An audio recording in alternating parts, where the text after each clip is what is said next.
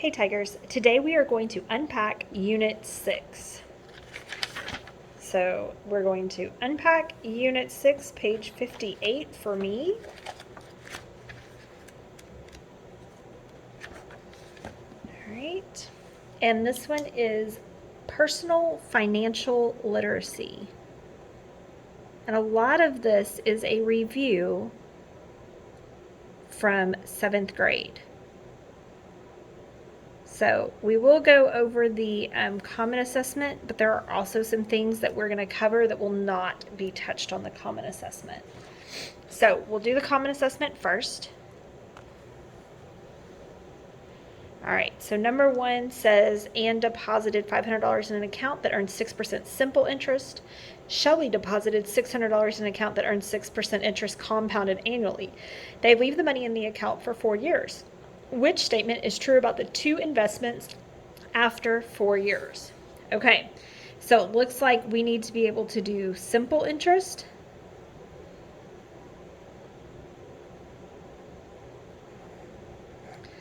and compound interest.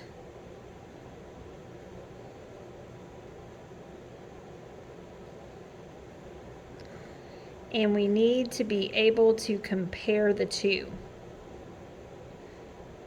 Okay, so you're going to have to be able to find simple and compound and then compare them.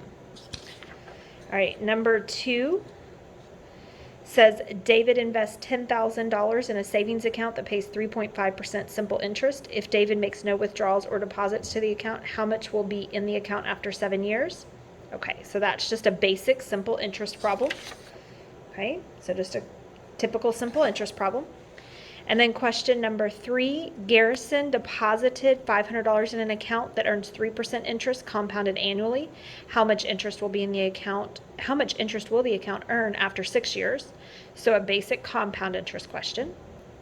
Question number 4, Jared invests $10,000 in a savings account that pays 3% simple interest. How many years will it take for the account to grow to $12,700 if he makes no withdrawals or deposits? Okay, so not only do we need to be able to find simple interest and solve for the interest, but looking at that one, we're going to need to be able to solve for time. Okay, because that one asks how many years. So we're going to have to be able to solve for time.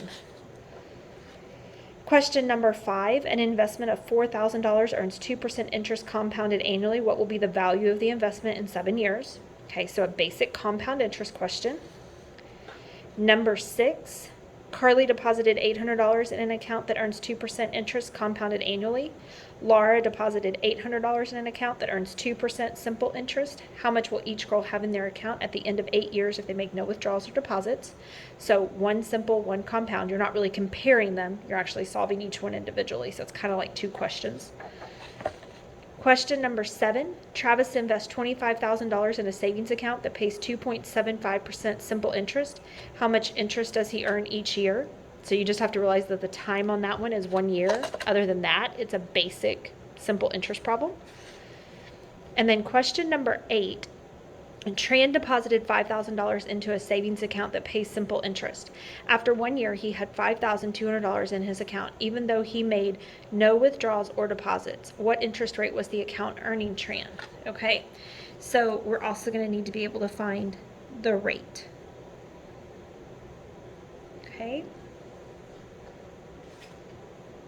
So that's everything that's covered on the common assessment, but there are some other parts of financial literacy that we will be talking about. One of those is the cost of credit. Okay, and that means using things like credit cards or taking out loans.